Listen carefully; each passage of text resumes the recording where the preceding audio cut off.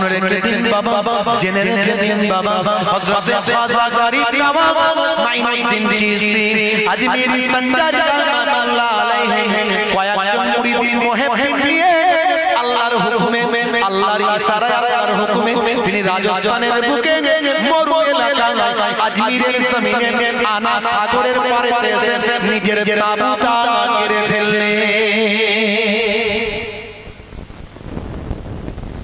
সেই জামানায় ওখানে একটা টেম্পল ছিল, টেম্পল, একটা উপাসনা গৃহ। কার নামে? রাজা আর রানীর নামে। রাজাটাকে পৃথ্বীরাজ চৌহান, রাজা রানীর নামে একটা টেম্পল ছিল, উপাসনা গৃহ। আর প্রত্যেকটা এলাকার মানুষ তারা তাদের জান মাল সম্পদ লুটিয়ে দিত সেই টেম্পলের জন্য।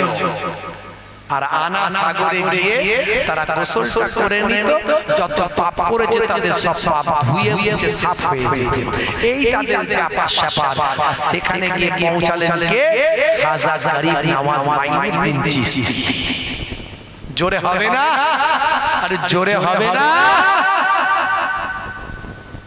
ওলি রাজায় বলে বই খুলে খুলে পাপ হতে আই তোরা আই বহুদূর, পাপ হতে আই তোরা আই বহুদূর, পাপ হতে আই তোরা আই বহুদূর।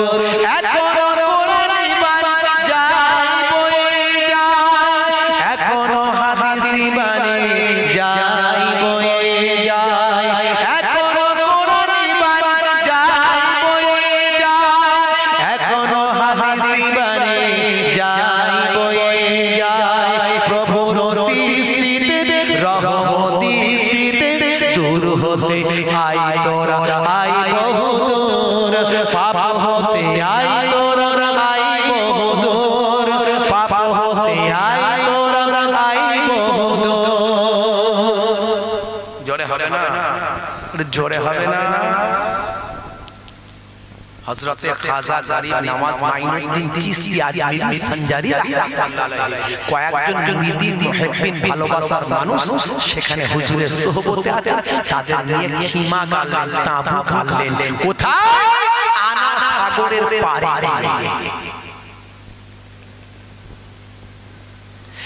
হে যুবকেরা, হে আমার বন্ধুরা, হে আমার মুরব্বিয়ারা, ওই উপাসনা কি হয় টেম্পল, ওই টেম্পলের পাশাপাশি অসংখ্য স্ট্যাচু, অসংখ্য স্ট্যাচু, অসংখ্য পুতলা।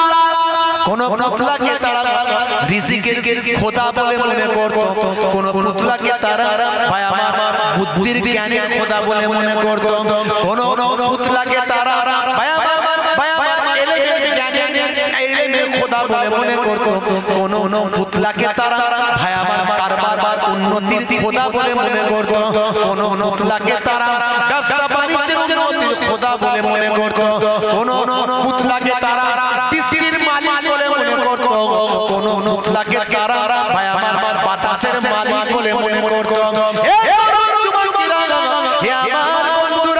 শুনে রেখে দিন বাবা, জেনে রেখে দেন, অসংখ্য পুতলা তারা বানিয়েছিল, অসংখ্য দেবতা, অসংখ্য খোদা তারা বানিয়েছিল বাবা। হে জওয়ান যুবকেরা, হযরতে খাজা গরিব নওয়াজ মাইনুদ্দিন চিশতি আজমিরি সঞ্জারি রাহমাতুল্লাহ আলাইহি আল্লাহর নির্দেশে, আল্লাহর ইশারা এই মরু অঞ্চলে রাজস্থানের আজমির শরীফের জমিনে আনা সাগরের পাড়ে যখন তাঁবু খাড়ালেন, ভাই আমার দোস্তরা আমার মুরিদ দিয়ে বললেন, হে বাবা মুরিদ, বাবা হে বাবা মুরিদ কুতুবউদ্দিন বখতিয়ার কাকি, বাবা কুতুবউদ্দিন, বাবা কুতুবউদ্দিন, নামাজের সময় হয়েছে, আযানটা আসরের দাও, আসরের আযানটা দাও, নামাজের সময় হয়ে গেছে, আসরের আযানটা দাও। কুতুবউদ্দিন বখতিয়ার কাকি রাহমাতুল্লাহ আলাইহি, আরে বাবা হুজুরের এক নাম্বার সাগিদ আযান আল্লাহু আকবার আল্লাহু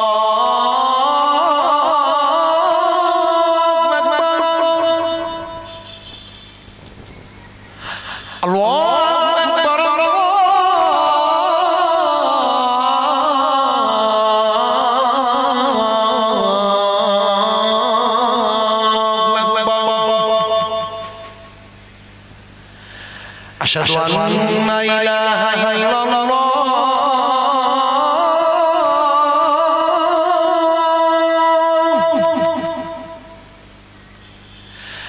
أشهد أن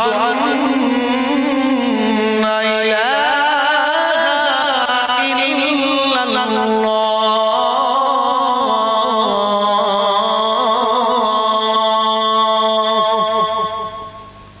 আজান তারপরে কি বলছে আজান দিতে দিতে কি বলছে এসো নামাজের দিকে এসো কি বলছে হাইয়া আলাস সালাহ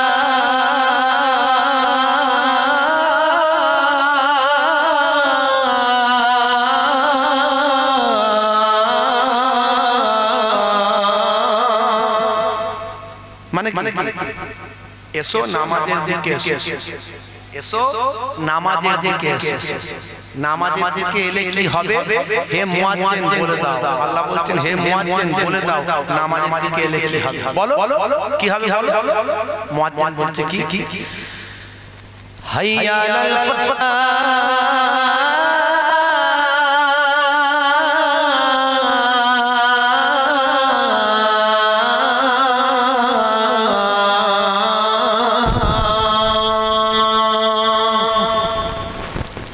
নামাজের দিকে এলে আমি আল্লাহ তোমাকে কামিয়াবি দান করে দেব জোরে হবে না আর যখন আমার আপনার ঘরে মুয়াজ্জিন যখন আজান দেয় মসজিদে হাইয়া আলাস সালাহ মুসলমানের ছেলে বলে এই কেলো ক্যারাম খেলতে পালা বলে কেন রে দেখছিস না মুয়াজ্জিন আজান দিচ্ছে তাই যদি বলে এই কেলো নামাজ পড়বি আয় তাই তাড়াতাড়ি আমরা এখান থেকে পালিয়ে যাই হাই হাই হাই হাই রাগ করবেন না সারা জীবন ওয়াজ শুনছে হুজুর তুই যত বলবি বল আমি কান করেছি হাওড়ার পোল এদিক দিয়ে ঢুকবে ওদিক দিয়ে বেরিয়ে যাবে 1 2 3 4 টাকার জন্য হাবুচোর 5 6 7 8 টাকা কালে সবাই সাই 9 10 টাকায় ব্রেন মাটি টাকা টাকা মাটি হয় দেখা দে নয় মান টাকা দে বলে হুজুররা যা বলে ওসব শুনে নে বুঝলি গ্রহণ করবি না তাহলে ফেঁসে যাবে এই বয়স থেকে আল্লাহ ওয়ালা বলে ভাইরা বয়স বাকি আছে সে বয়স হোক নামাজি হবে কিন্তু ও ব্যাটার জ্ঞান নাই যে গাছ থেকে কচি পাতাও ঝরে পড়ে পাকা পাতাও পড়ে আজকে ফিলিস্তিনের জমিনে তাকিয়ে দেখুন হাজার হাজার মানুষগুলোর জীবন চলে যাচ্ছে জালিম ইসরাইল তাদের হত্যা করে ফেলছে শহীদ করে দিচ্ছে আরে তাকিয়ে দেখুন হামাসের সঙ্গে পারে তারা হামাসের কৌশলের কাছে ইসরাইলের মশাদ মুখ থুবড়ে পড়েছে বিশ্বের এক নাম্বার গোয়েন্দা সংস্থা বলে যাদের মনে করা হতো মোসাদ সে আজকে মুখ থুবড়ে পড়েছে হামাসের চালাকির কাছে উড়ি উড়ি বাপ রে বাপ আসল হামাস তো তারা আজকে ঈমানকে বুকে ধারণ করেছে তারা যখন বন্দুকের গুলি চালায় আল্লাহু আকবার নাম নেয় তাদের একটা গুলিও মিস যায় না আমার দেশের কিছু গদি মিডিয়া তাদের সন্ত্রাসী বানানোর খুব চেষ্টা করেছিল কিন্তু ইন্টারন্যাশনাল মিডিয়াগুলো যখন তাদের বুঝিয়ে দিল যে হামাস হলো একটা দেশপ্রেমিক সংগঠন তারা দেশের স্বাধীনতার জন্য লড়াই করছে তখন আমাদের গদি মিডিয়া মুখ থুবড়ে পড়েছে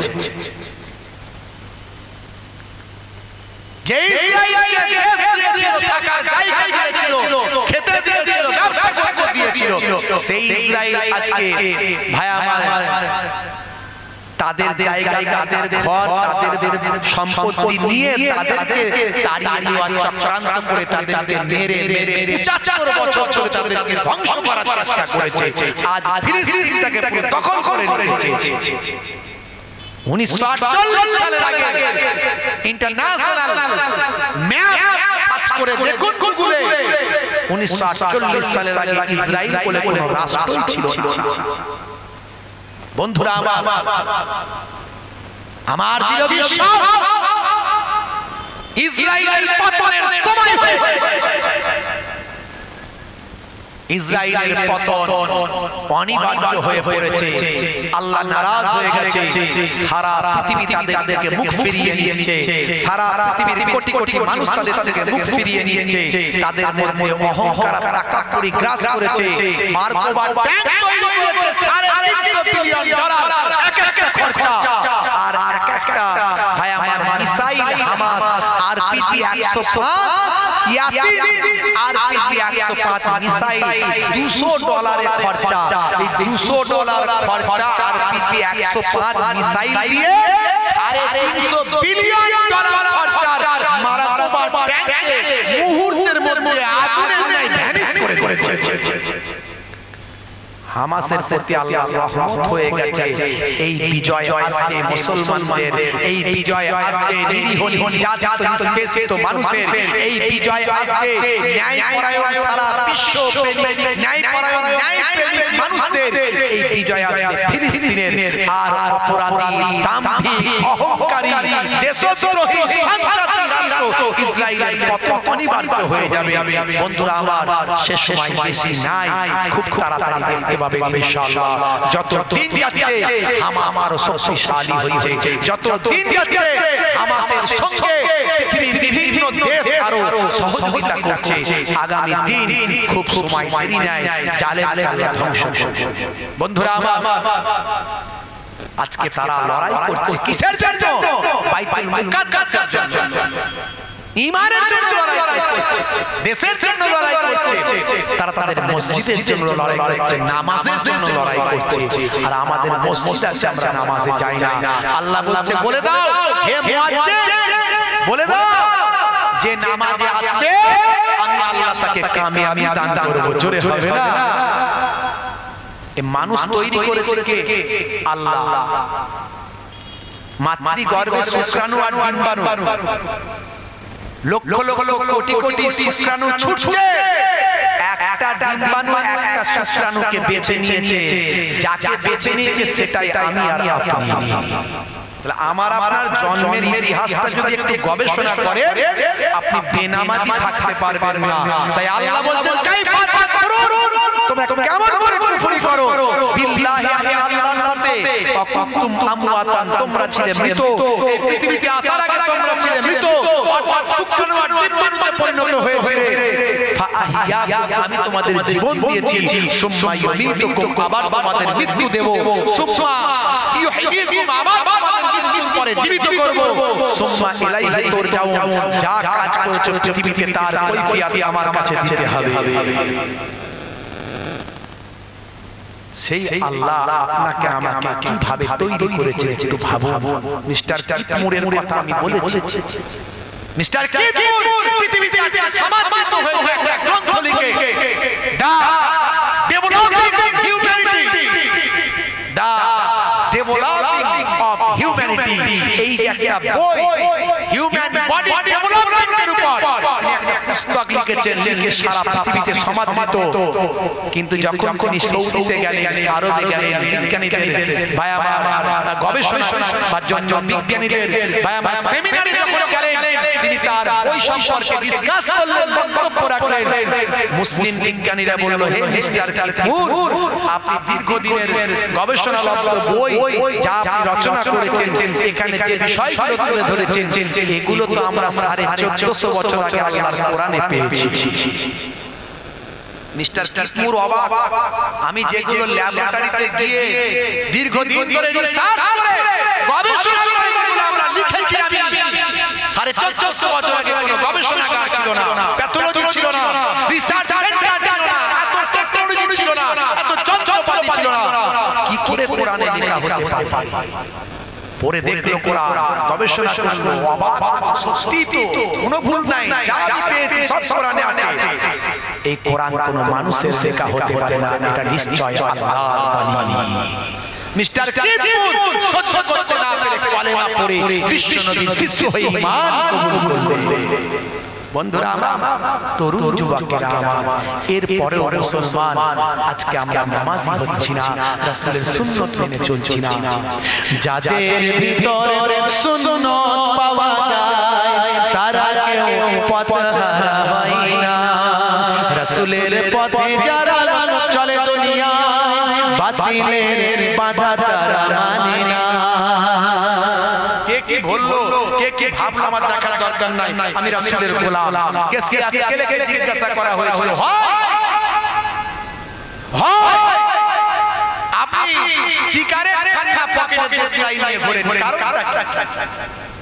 ইউ টেল মিস্টার কেসিয়াসকেলে, হয় কেন আপনি এটা করেন? কেসিয়াসকেলে বলেছিলেন, শোনো তোমরা বাপচোদ্দ পুরুষের কাছ থেকে ইসলাম পেয়েছো, আমি বাপচোদ্দ পুরুষের কাছ থেকে ইসলাম পাইনি, অনেক কষ্ট করে ইসলাম খুঁজে বের করেছি। তাই খুঁজে যখন বের করেছি জান্নাত জাহান্নাম সব বুঝেছি, সুন্নাত ফরজ সব জেনেছি।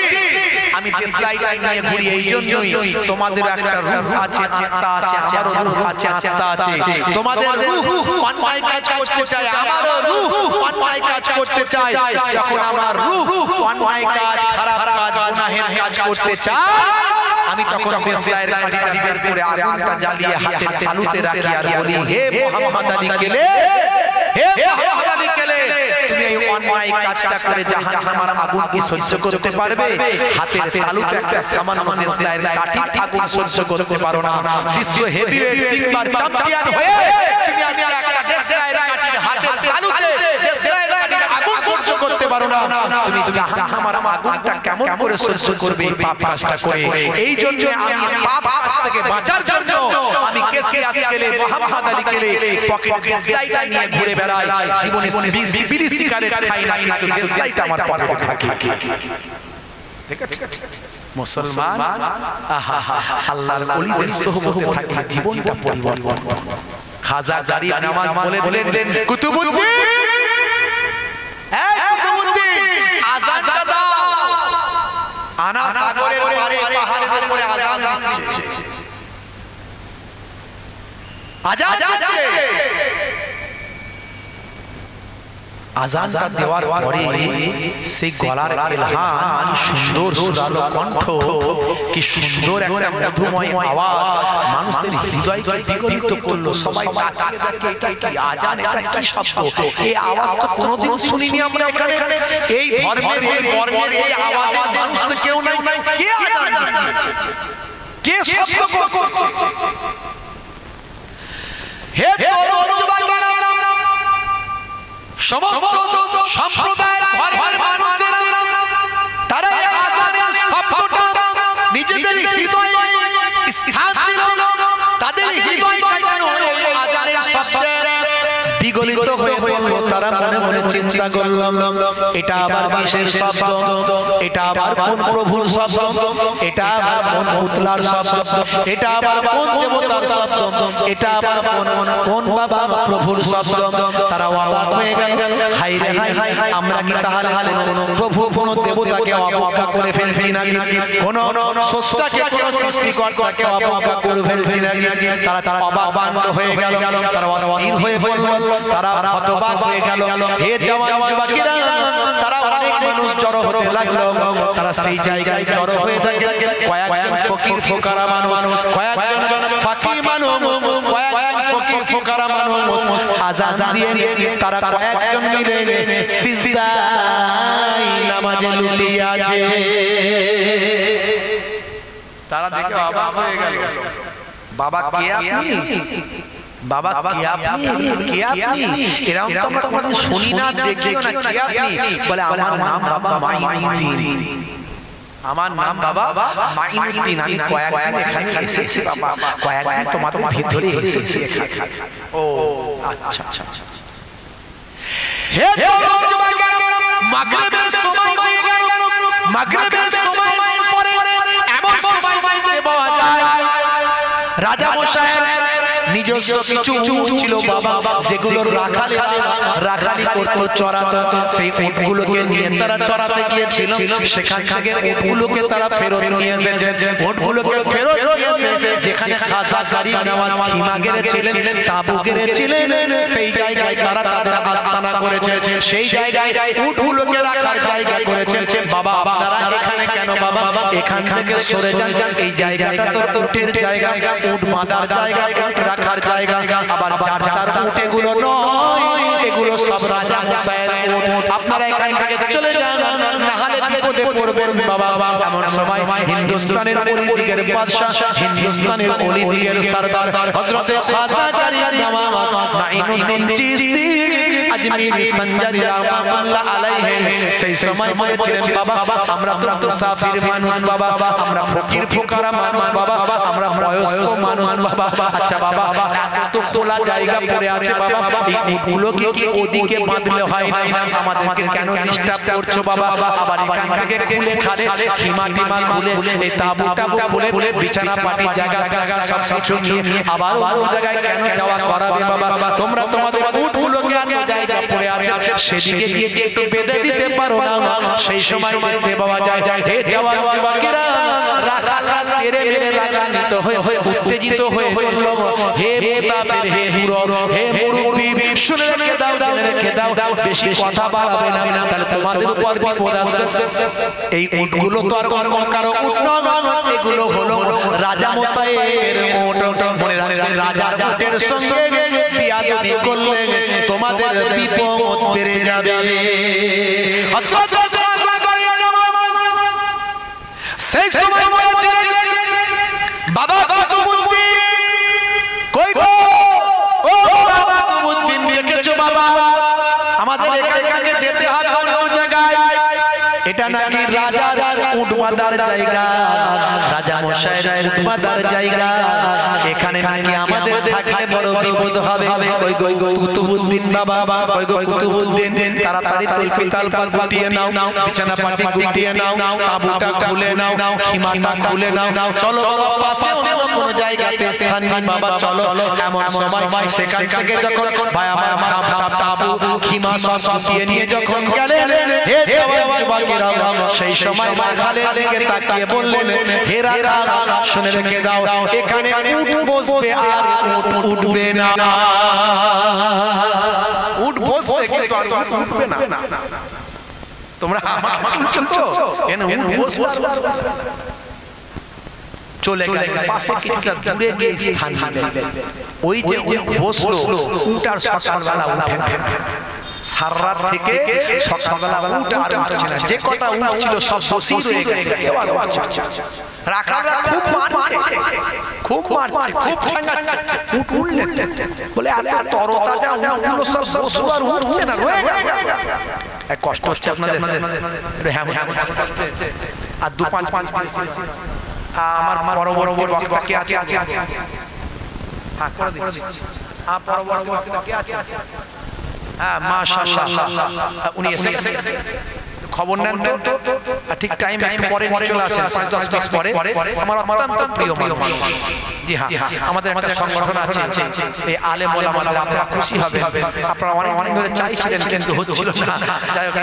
যারা বক্তা আলেম ওলামাদের মধ্যে এই সব যে দ্বন্দ্ব ফাসাদ চারিদিকে চলছে, আমরা চেষ্টা করছি আলেম ওলামারা সব একত্রিত হয়ে যাতে এগুলো না হয়, এই আলেম ওলামাদের ঐক্যবদ্ধ করে সমাজের মানুষের কাজে উপকারে লাগতে পারে, তার জন্য আমরা তৈরি করেছি lecturers association of Bengal lab. বুঝতে পারছেন? মাশাআল্লাহ উনি আমাদের সঙ্গে আছেন, দায়িত্বপূর্ণ পদে আছেন, আলহামদুলিল্লাহ মাশাআল্লাহ। আমার অত্যন্ত প্রিয় মানুষ, খুব ভালোবাসার মানুষ। তো যাই হোক বাপজি আমার এমন সময় উটার উঠছে, খুব সংক্ষেপে ছোট ছোট করে বলে হে যুবকেরা, হে আমার বন্ধুরা, শুনে রেখে দিন বাবা, জেনে রেখে জ্ঞান, হে মুসলমান একটুখানি শুনে রাখুন বাবা। এমন সময় উঠছে না, তখন এখন এক রাখালের মনে পড়ে গেল ওই ফকির সাহেব বলেছিল বসবে আর উঠবে না, মনে পড়ে গেল। রাজা মশাইয়ের কাছে গিয়ে রাজা পৃথ্বীরাজকে গিয়ে বলল, রাজা মশাই, ও আমাদের রাজা মশাই, এমন একটা ফকির এসেছে আজমিরের জমিনে, সেই ফকির এসে আযান দিয়েছে, নামাজ পড়েছে, মানুষ তার প্রতি ইন্টারেস্টেড হচ্ছে, আকৃষ্ট হচ্ছে। আমরা তাকে উঠিয়ে দিয়েছিলাম উটের জায়গা বলে, কিন্তু তিনি ওঠার সময় নারাজ হয়েছিলেন, অসন্তুষ্ট হয়ে বলেছিলেন, বাবা এই উট যেখানে বসছে উট আর উঠবে না। সত্যি সকালবেলা আমাদের সমস্ত উট বসে রয়ে গেল, এত চেষ্টা করলাম হে রাজা মশাই উট আর তুলতে পারি না। হে এক খবর চারিদিকে ছড়িয়ে গেল, কেউ বলে এ ফকির নয়, এটাই তো আমাদের একজন দেবতা, কেউ বলে আরে এটা ফকির নয়, বিরাট একজন জাদুকর, কেউ বলে এটা ফকির নয়, এটা একটা মহাপুরুষ। মানুষজন আকৃষ্ট হয়ে গেল, কেউ ভয় পেতে লাগলো, কেউ বাবার হিংসে করতে লাগলো। এই মানুষটা যদি এখানে থাকে তাহলে হাজার হাজার মানুষ ওই মানুষটা ভক্ত হয়ে যাবে। বন্ধুরা, তরুণ যুবকেরা, রাজা মশাই ডাক দিলেন, যাও ওই ফকির সাহেবকে নিয়ে আসো, এখানে আমার কাছে নিয়ে আসো। যা গেলেন হযরতে খাজা গরিব নওয়াজ মাইনুদ্দিন চিশতি, সেখানে গিয়ে হাজির হলেন। বাবা কে? আমার নাম মাইনুদ্দিন। এখানে এসেছেন কেন? বাবা আল্লাহ আনিয়েছেন তাই এসেছি। কি করছেন বাবা? এক আল্লাহর ইবাদত করছি। হে বাবা, হে বাবা, সুলকে দিন বাবা রেখে দেন। আপনারা আনা সাগরে কেন ওযু করছেন, হাত মুখ ধুচ্ছেন? মনে রাখবেন ওটা আমাদের পবিত্র আনা সাগর, ওটা আমাদের পবিত্র পুকুর, যে পুকুরে আমরা স্নান করলে আমাদের পাপগুলো ঝরে ঝরে পড়ে যায়। হাজার হাজার মানুষ দূরান্ত থেকে আসে, এখানে উপাসনা নিয়ে উপাসনা করে, আর এই আনা সাগরে তারা স্নান করে তাদের জীবনের গুনাহ থেকে তারা মুক্ত হয়। আর আপনারা বিধর্মী মানুষ, অন্য ধর্মের মানুষ, আপনারা কেন আনা সাগরে হাত দিচ্ছেন? ওই পানি কেন নিচ্ছেন? আপনাদের এখানে থাকা যাবে না, আপনাদের এখান থেকে চলে যেতে হবে, আপনাদের এখান থেকে পালিয়ে যেতে হবে, নাহলে আমি রাজা মশাই আপনাদের ছেড়ে কথা বলবো না। আপনারা এখানকার অতিথি, চলে যান, চলে যান। আনা সাগরের পানি নেবেন না, আনা সাগরে হাত দেবেন না। খুব প্রয়োজন হলে আনা সাগরে ঘটি ডুবিয়ে, বালতি ডুবিয়ে শুধু পানি নেবেন, পানিতে হাত যেন না লাগে। আনা সাগর অপবিত্র হবে, আমাদের আঘাত লাগবে। হাজার হাজার মানুষ আনা সাগরে এসে তারা নিজেদের পবিত্র করে নেয়। এমন কথা শুনে সেই সময় আল্লাহর ওলি হযরতে খাজা গরিব নওয়াজ বললেন, কুতুবউদ্দিন বাবা, আনা সাগর থেকে আমাদের আর হাত দেওয়া যাবে না, আনা সাগর থেকে চলে যেতে হবে। একটু যাও তো, শেষ পানিটা একবার তুলে নাও বাবা, শেষ পানিটা কাজে লাগলে একবার তুলে নাও। যখনই শেষ পানি বলে বালতিটা কুতুবউদ্দিন বখতিয়ার কাকি যখন ডুবিয়েছে, বখতিয়ার কাকি হুজুর দেখছেন ওই এক বালতিতে পুরো আনা সাগর শুকিয়ে গেছে। মাশাআল্লাহ, তাকবীর দেন তো, নারে তাকবীর, নারে তাকবীর। সিলসিলা ফুরফুরা শরীফ জনাব হযরত মাওলানা হিজবুল্লাহ আকান্দি সাহেব, মাশাআল্লাহ, প্রিয় মানুষ জনাব হযরত মুহতারাম হিজবুল্লাহ আকান্দি হুজুর, আমার অত্যন্ত ভালোবাসার মানুষ। কি সুন্দর চেহারা, কি সুন্দর কথা। আগে তো এত মিশতাম না, এখন খুব মিশি, বুঝতে পারছেন? এখন প্রায় কথা হয়, প্রায় দেখা হয়, আমরা মিটিং এটা ওটা করি। আহা হা হা, এই রকম বাবা বেছে বেছে বেছে বেছে আলেম ওলামাদের নিয়ে আসি বাবা, কিছু কাজ আছে।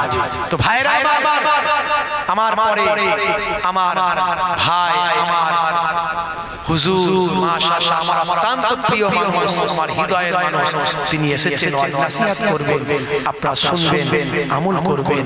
বাবাজি আমার, আমি আর আলোচনা বাড়াবো না, এই লাস্ট ফিনিশিং এর কথাটা শেষ করি। কুতুবউদ্দিন বখতিয়ার কাকা যখন এক বালতি পানি তুললেন, আনা সাগর শুকিয়ে গেল, চারিদিকে হই হই ব্যাপার। আমাদের আনা সাগরে ডুব দিলে আমাদের পাপগুলো সব ক্ষয় হয়, আনা সাগরই তো নাই, আমাদের পাপটা ক্ষয় হবে কি করে?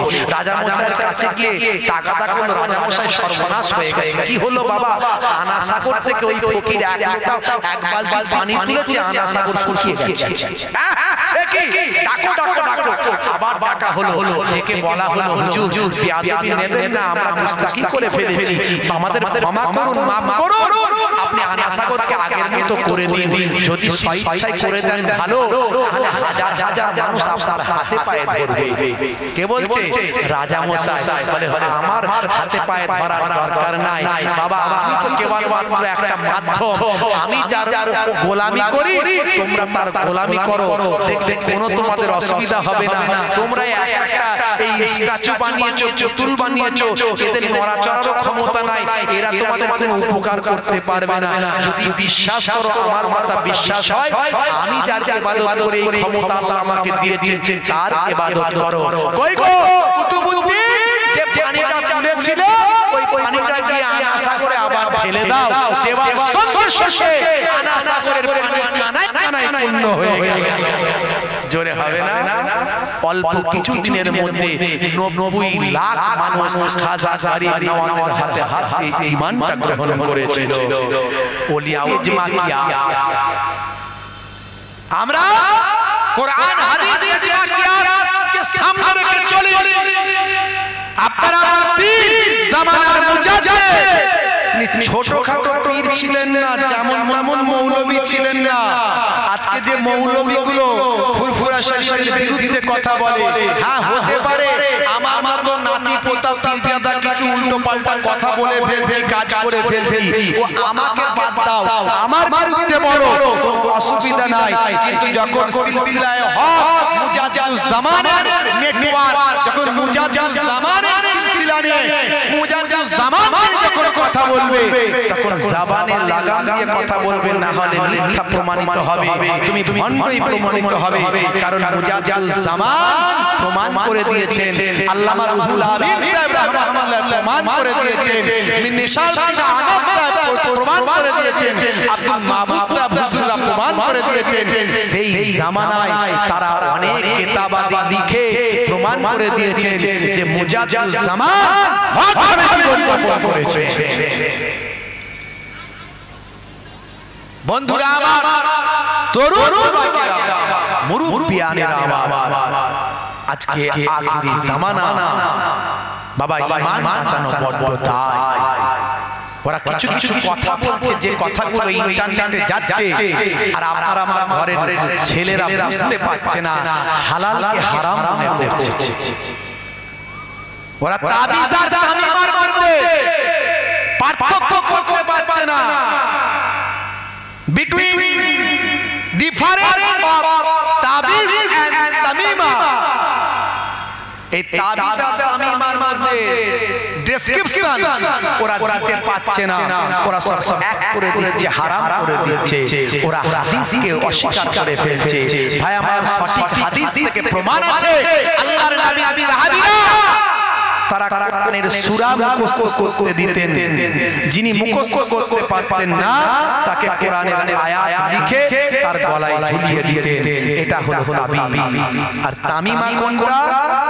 অনেকে দেয় না, এই আংটিটার পরো, এই পাথরটা পরো, তোমার শনির দশা কেটে যাবে, শনি লেগেছে তোমার, শনি।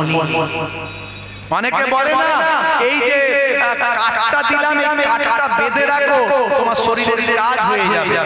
অনেকে বলে না, এই যে বাবা এই পুকুরে গিয়ে তুমি একটা ফুল ভাসিয়ে দাও, ওই ফুলটা ভেসে গেলেই তোমার পেটে বাচ্চা চলে আসবে। এইগুলো হলো তামিমা, এগুলো হলো ভণ্ড, এগুলো ইসলামে নিষেধ, এগুলো হারাম। কিন্তু তাবিজ আল্লাহর কোরআনের উপর বিশ্বাস রেখে যদি কেউ টাঙায় যে আমি নিজে কোরআন মুখস্থ করতে পারিনি, কোরআনের দোয়া আমার মুখস্থ নাই, দোয়াটা আমি আমার গলায় টাঙিয়েছি আল্লাহর কোরআনের ওসিলায়, আল্লাহ চাইলে আমার রোগ ভালো করতে পারে। বক্তা বলছে যে তাবিজে যদি কাজ হতো, এই বক্তা বেরিয়ে কি উল্টো পাল্টা কথা বলছে। বলছে তাবিজে যদি কাজ হতো, বলছে হুজুর আমি আমার মেয়েটাকে ভালোবাসি, তো বক্তা তাবিজে হুজুরের তাবিজে কাজ হতো, তাহলে হুজুর এমন তাবিজ দিত ভালো ভালো মেয়েগুলোকে হুজুরাই বিয়ে করে ফেলতো, ভাইরাল হয়েছে। এই সব কথা সমাজে বলে সমাজের মানুষের কাছে আলেম ওলামাদের প্রতি একটা যে ভালোবাসা মহব্বত সেটাকে নষ্ট করতে এবং ঘৃণা তৈরি করতে। এই স্টেজে উঠে আমি কিন্তু কারো নাম বলছি না, নাম আমার মুখ থেকে পাবেন না, আমি গীবত করার লোক নয়, খালি বোঝানোর জন্য আমি উচ্চ রেখে নামগুলো উচ্চ রেখে আপনাদের বোঝানোর জন্য বলছি। ভাইরা স্টেজে বক্তব্য রাখতে এক বক্তা আরেক বক্তার বিরুদ্ধে নাম ধরে গালাগালি করছে। মুসলিম সমাজ, যুব সমাজ তাদের মাথা হ্যাক হয়ে যাচ্ছে। আমাদের হুজুররা, পীর সাহেবরা, মাওলানা সাহেবরা একে অপরের সঙ্গে কি আচরণ করছে, কি বক্তব্য রাখছে, আর আমরা যাকে তাকে স্টেজে এনে তুলে দিই। ভাষা জানে না, কথা বলতে পারে না, বাংলা ভাষা ঠিক নাই, কোরআন হাদিসের কোনো কিছু নাই, শুধু এর বিরুদ্ধে তার বিরুদ্ধে ওর বিরুদ্ধে রাজনীতি এটা ওটা এই সব যাচ্ছে না হুজুর। একটু বুঝলাম না আমার সমাজের জন্য কি উপকার হবে, আমার সমাজের জন্য আমি কি বলে গেলাম। মনে রাখবেন দোয়া তাবিজটা এগুলো একটা মাধ্যম, আল্লাহর কোরআন। যদি আপনি দোয়া তাবিজটা আলেম ওলামারা যদি না দেয়, তাহলে ওই মানুষটা কিন্তু দেখা গেল কোন অ্যাস্ট্রোলজিস্টের কাছে যাবে, কোন রকম ভাই আমার যারা ওই সমস্ত টুকটাক যায়, ভণ্ডামি করে, ভাই আমার হাত মাত চালিয়ে ভণ্ডামি করে কথা বলে, তাদের কাছে যাবে, ওই তাদের কাছে গিয়ে ঈমানটা নষ্ট করবে। তার থেকে ভালো আল্লাহর কোরআনের প্রতি বিশ্বাস রাখুক আর হাক্কানি আলেম ওলামাদের সঙ্গে সম্পর্কটা থাকুক, এটা অনেক অনেক ভালো হবে। মনে রাখবেন তাবিজের দ্বারাই যদি রোগ ভালো হয়ে যেত, তাবিজ দিয়ে যদি সব কিছু হয়ে যেত, তাহলে ওলি আউলিয়ারা পীর সাহেবরা মারা যেতেন না, তারা তাবিজের দ্বারাই বেঁচে থাকতেন। আর যদি ডাক্তারের ভাই আমার ওষুধের দ্বারাই সব ভালো হয়ে যেত, তাহলে ডাক্তাররাও মারা যেতেন না, ওষুধ দিয়ে সারা জীবন বেঁচে থাকতেন। অর্থাৎ এই ওষুধও যেমন একটা হিল্লা মাধ্যম, এই তাবিজটাও একটা মাধ্যম। আমার আল্লাহ যদি চান তবে এই তাবিজের দ্বারাই বলেন আর ওষুধের দ্বারাই বলেন তার রোগটা ভালো করতে পারে। বুঝতে হবে আমার নবী অনেক দোয়া শিখিয়েছেন। এই বিপদে পড়লে এই দোয়া পড়বে, এই অসুবিধায় পড়লে এই দোয়া পড়বে, এই রোগ হলে এই দোয়া পড়বে। যারা মুখস্থ করতে পারে না কি করবে, তাদেরকে দোয়াটা সাহাবায়ে কেরামরাও লিখেছেন, সহিহ হাদিস থেকে প্রমাণ আছে, আর ওলি আউলিয়ারা সেটাকে মান্যতা দিয়ে তারাও লিখে দিয়ে গেছেন। তো এই বিষয়গুলোকে নিয়ে আমাদের কিছু মৌলবী যারা আমার দাদা হুজুরকে মুখে ভালোবাসে, অরিজিনালি ভালোবাসে না, অথচ ফুরফুরা শরীফের দাদা পীরের মেহনতের জায়গায় বাগানে তারা করে কামে খাচ্ছে, মুখে বলছে দাদা হুজুরকে ভালোবাসি, আর ভিতর থেকে দাদা পীরের আকীদার মতাদর্শের বিরুদ্ধে তারা কথা বলছে।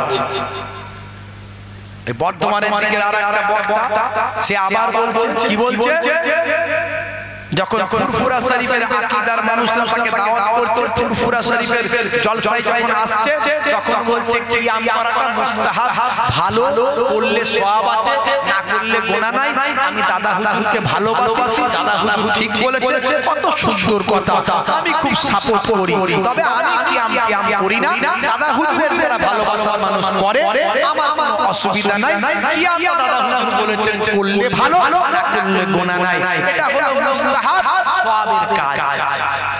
আবার সেই বক্তার ভিডিও ভাইরাল হচ্ছে, সেখানে বলছে কিয়াম করা না যায়, আমার মাঝে হারাম, কিয়াম চলবে না। একই মুখে কত রকম কথা, কত রকম বিশ্বাস। তাহলে এক জায়গায় তুমি দাদা হুজুরের কথাকে মান্যতা দিলে, আর এক জায়গায় তুমি বললে হারাম। হারাম আর ভালো এক জিনিস হলো? হারাম মানে একেবারে বিস্তৃত। আর তুমি বলছো দাদা হুজুর বলেছেন ভালো, অবশ্যই ভালো, আমি করি না, কিন্তু করলে সব, না করলে গুনাহ নাই, করাটা ভালো। তোমার মুখে কত রকম কথা। তুমি আমাদের সমাজের দিকে ওয়াজ করে ফিতনা তৈরি করে ফেলছো। হ্যাঁ, কিছু মানুষ কিছু বক্তা হয়তো কথা বলে ফেলছে, এটা আমি সাপোর্ট করি না, এটা আমি সাপোর্ট করি না। যুক্তি দিয়ে কথা বলতে হবে, তথ্য দিয়ে কথা বলতে হবে, কোরআন হাদিস দিয়ে কথা বলতে হবে। আমার দাদা হুজুরের সিলসিলা আকীদা হক, তিনি ছোটখাটো আলেম ছিলেন না, ছোটখাটো মাওলানা ছিলেন না, বায়াবার তিনি সুদূর মক্কা শরীফ মদিনা শরীফ থেকে 40টা হাদিসের সনদ প্রাপ্ত আলেম ছিলেন। যাই তাই নয়, পুরো হাদিসের কিতাবগুলোকে তিনি সেখান থেকে পড়ে শেষ করে বায়াবার এত বড় আলেম হয়েছিলেন। একটা দুটো হাদিসের কিতাব নয়, আমরা তো শুধু 6টা হাদিসের কিতাব জানি, বুখারী, মুসলিম, তিরমিজি, আবু দাউদ, নাসাই, ইবনে মাজাহ। এই বুখারী, তিরমিজি, আবু দাউদ, নাসাই, ইবনে মাজাহ কবে এলো? তার আগে কি হাদিস ছিল না? মৌলভী তুমি জানো না তার আগে হাদিস ছিল? ইমাম মালিকের মুয়াত্তা, কেউ বলেছেন হাদিসের সবচেয়ে প্রাচীন কিতাব। আজকের কিতাব না, এরকম অসংখ্য হাদিসের কিতাব ছিল। তারপরে ইমাম বুখারীরা এসেছেন, তারা সেখান থেকে নিয়ে হাদিস তৈরি করেছেন। ছি ছি ছি ছি ছি ছি। এক বক্তা অন্য বক্তাকে বলছে চোর, আর এক বক্তা অন্য বক্তাকে বলছে গুটখাখোর, আর এক মাওলানাকে বলছে জিলাপিখোর, আর এক মাওলানা আর এক বক্তাকে বলছে অমুকখোর। ছি ছি ছি ছি ছি ছি ছি ছি ছি। সাধারণ শিক্ষিত মানুষদের কাছে কি বার্তা যাবে? আর এদেরকে দাওয়াতটা করে অত্যন্ত দুর্ভাগ্যজনক। আজকে আমরা বিভ্রান্তের মধ্যে পড়ে আছি, দেওয়ালে পিঠ ঠেকে গেছে মুসলমান, দেওয়ালে পিঠ ঠেকে গেছে। তোমার আমার ঈমান নিয়ে পরীক্ষা চলছে, দেখছো না? ফিলিস্তিনের মানুষগুলো শুধু মুসলমান হওয়ার কারণে তাদেরকে ইসরায়েল ধ্বংস করে দিচ্ছে। 16,000 ফিলিস্তিনি নিরীহ মুসলমানকে তারা শহীদ করে দিয়েছে। বিশ্ব মানবতা লুণ্ঠিত হয়েছে, বিশ্ব মানবতা বাকরুদ্ধ হয়ে গেছে। আজকে এটা মুসলমানের জায়গায় অন্য কেউ হলে বিশ্বে হয় কি যে হতো কেউ জানে না। আজকে আমরা মুসলমান, আমরা বিপদে পড়লে আমাদের পাশে কেউ দাঁড়াচ্ছে না। আজকে ভারতবর্ষের এক প্রান্ত থেকে অন্য প্রান্তে তাকিয়ে দেখুন, গরুর গোশত খাওয়ার জন্য তাকে হত্যা করা হয়েছে। মুখের দাড়িটা ধরে একটা ধর্মীয় স্লোগান দেওয়া হয়েছে, আমার আপনার ঘরের বোনটা মুস্কান সে হিজাব পরে কলেজে গেছে, তাকে একসঙ্গে অসংখ্য লোকজন ধর্মীয় স্লোগান দিয়ে উন্মত্ততা প্রকাশ করে তাকে ইফতিজিং করছে, তাকে হ্যারাস করছে। আর এই সময় আমরা লড়াই করছি কি নিয়ে? কিয়াম জায়েজ না জায়েজ, চলবে কি চলবে না? আমরা এই সময় লড়াই করছি কি নিয়ে? তাবিজ করব না তাবিজ করব না। আমরা এই সময় লড়াই করছি কি নিয়ে? মাজার চলবে না চলবে না। এই সময় আমরা লড়াই করছি মুসলমান ভাই ভাই কি নিয়ে? ও তবলিগ জামাত, ও দেওবন্দি, ও ফুরফুরা, ও আহলে হাদিস, ও লামাযহাবি, এই সব নিয়ে আমরা লড়াই করছি। লজ্জা লাগে না? লজ্জা লাগে না? লড়াইটা যদি হতো যে আমরা ফুরফুরা শরীফ সিলসিলার মানুষ এত মাদ্রাসা করেছি, এত হাই স্কুল করেছি, এত কলেজ করেছি, এত ইউনিভার্সিটি করেছি, আমার ইনস্টিটিউট থেকে এতজনকে ডাক্তার করেছি, এতজনকে মাস্টার করেছি, এতজনকে মাওলানা বানিয়েছি, আমরা আমাদের দেওবন্দি মাদ্রাসা থেকে এত ডাক্তার করেছি, এত মাওলানা করেছি, এত হাফেজ করেছি, উনি আমার বেরলভী মাদ্রাসা থেকে এত করেছি, আমার লড়াইটা যদি এটা নিয়ে হতো তাহলে সমাজে উন্নয়ন হতো, উন্নতি হতো। লড়াইটা কি নিয়ে হতো? মক্কা শরীফ মদিনা শরীফে গিয়ে যান, হাতটা নাভির নিচে বাঁধবে না উপরে বাঁধবে, এই নিয়ে লড়াই তো। অনেকে হাত ছেড়ে দিয়ে নামাজ পড়ছে, হাতটা বুকে বাঁধে আর নাভি তো বাঁধে এত যখন দ্বন্দ্ব আমি হাতি বাঁধি কি করবে তুমি টুপিটা কেমন পরবে এই নিয়ে লড়াই তো লম্বা পড়বে না গো মানে খালি মাথায় নামাজ পড়ছে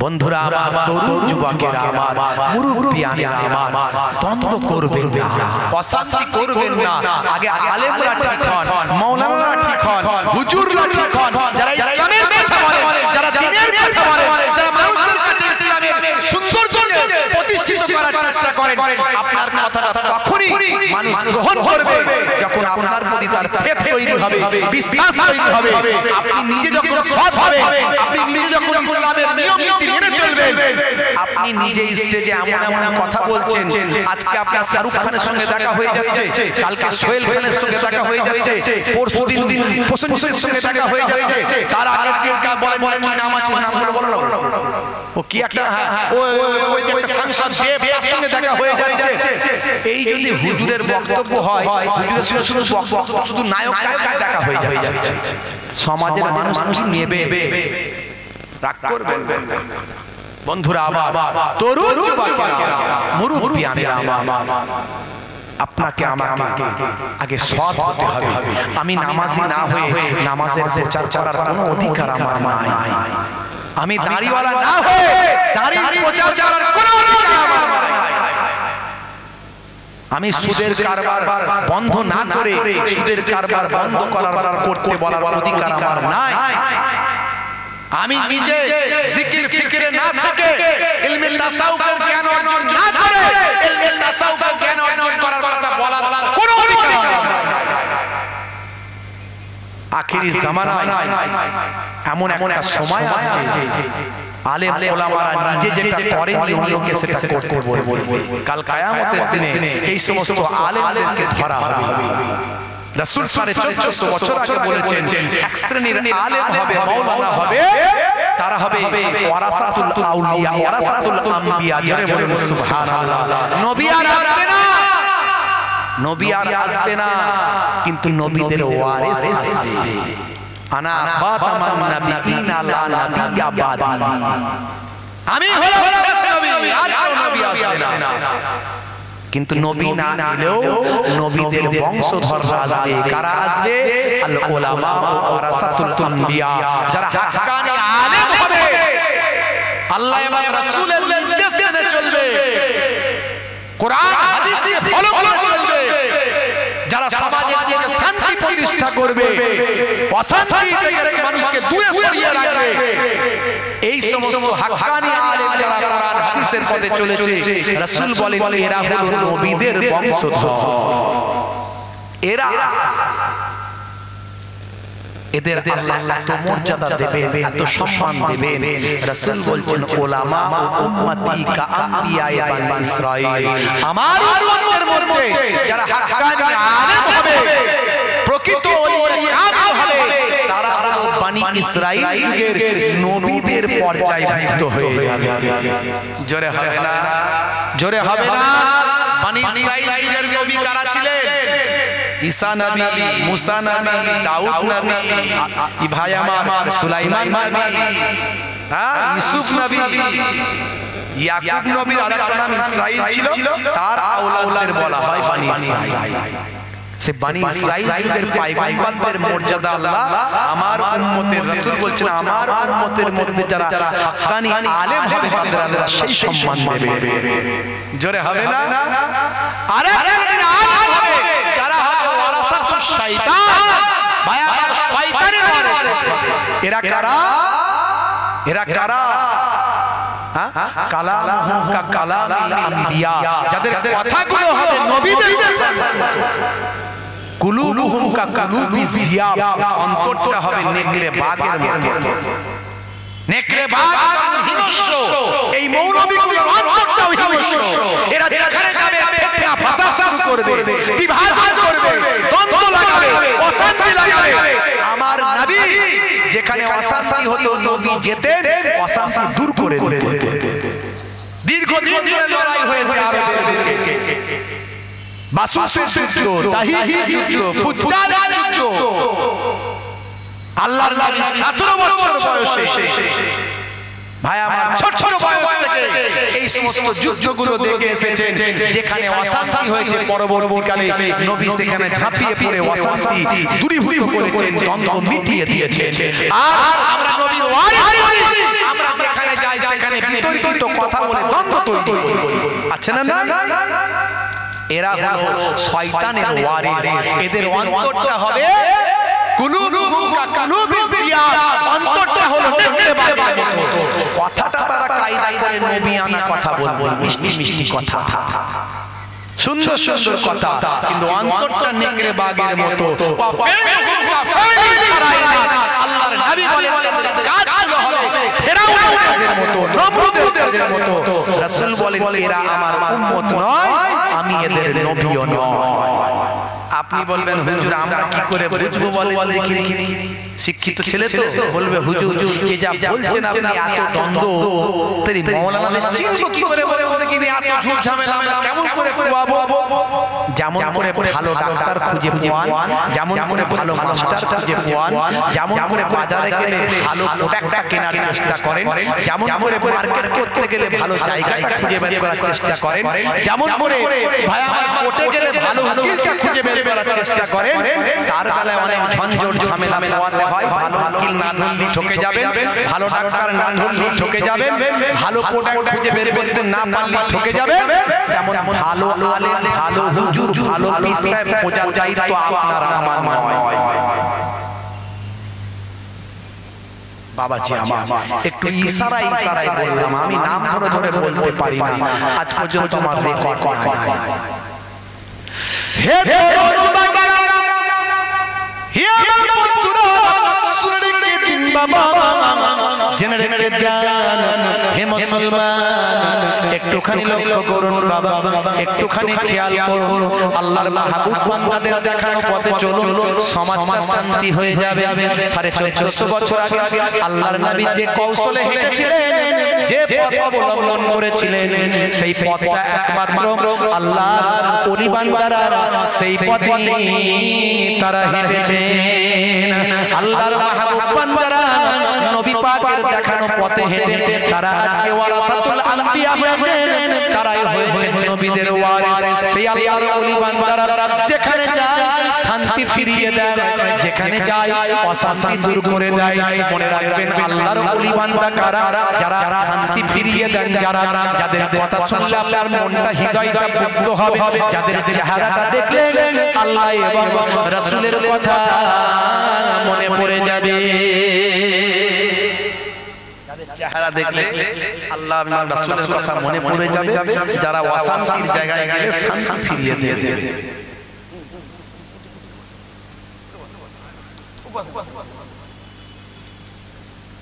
বন্ধুরা দরুদ যুবকেরা, মুরব্বিয়া, হে দরুদ যুবকেরা, হে বন্ধুরা, শুনে দিন বাবা, জেনে রেখে দেন হে মুসলমান, একটুখানি শুনে রেখে দিন বাবা। একজন আল্লাহর ওলির বান্দার কথা বলি। 1450 বছর আগে বিশ্ব নবী আমার জানিয়ে দেন বাবা ভাইরা আমার, এমন একটা সময় আসবে যে সময় মানুষ আগের যুগের মানুষকে গালমন্দ করবে, সেই সময় কিন্তু এসে গেছে। আখিরি জামানায় ফিতনা ফাসাদের সময় এসে গেছে।